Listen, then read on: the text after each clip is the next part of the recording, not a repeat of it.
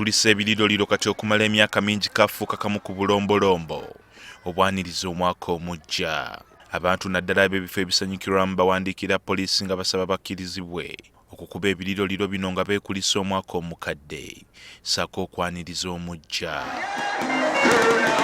Kyokka olw'embeera y'ekirwadde ki COVID-19 omwaka oguwedde poliisi bino yabiwera olw'okutangira abantu okukungana.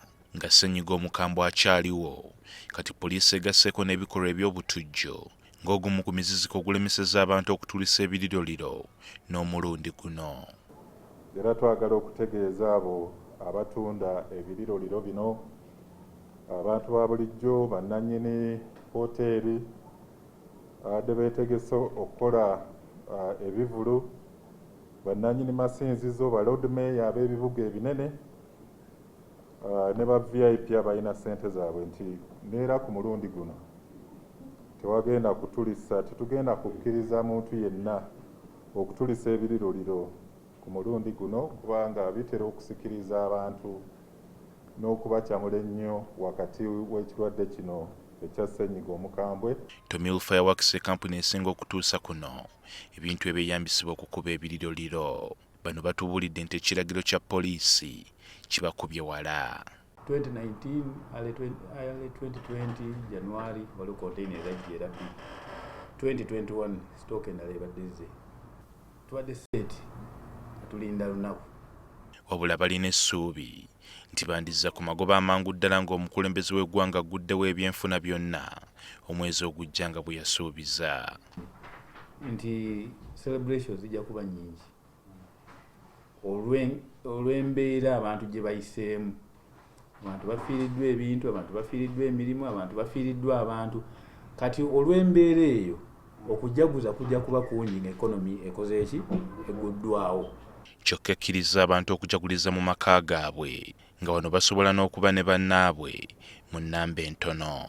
So abantu ba bulijjo tubasaba nti wabweru w'ebiriroliro bino musobola okufunayo engeri gye musobola okwesanyusaamu mu maka gammwe okusinga ne mu bubondo obutonotono,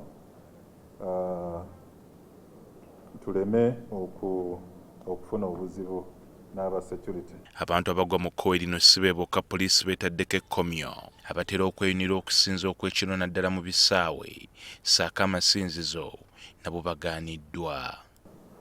Abantu 10,000 batera okukuŋŋaana mu ssaala zino, ate ssaala okusaba kuba kukyamuse.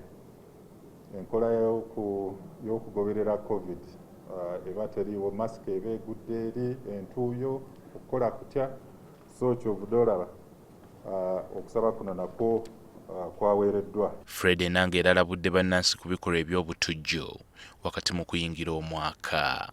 Poliisi eyogedde ne ku byakazuulwawo ku kufa kwe yali omukozi wa UNRA Rashid Kamoga.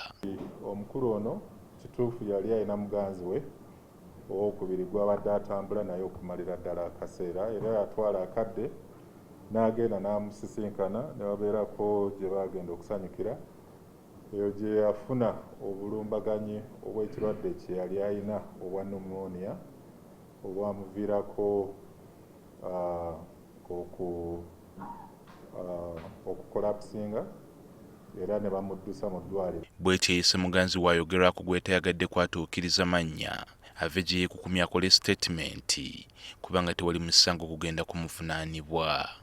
Ono munneewe gwe yali naye yafuna okutya okw'amaanyi nakati abadde tetunnaba kumuggyako statement naye tumusaba gye atuwe statement kubanga pneumonia bulwadde bwa bulijjo, tewaliwo kirala kiraga nti oba baatemudde mutemule.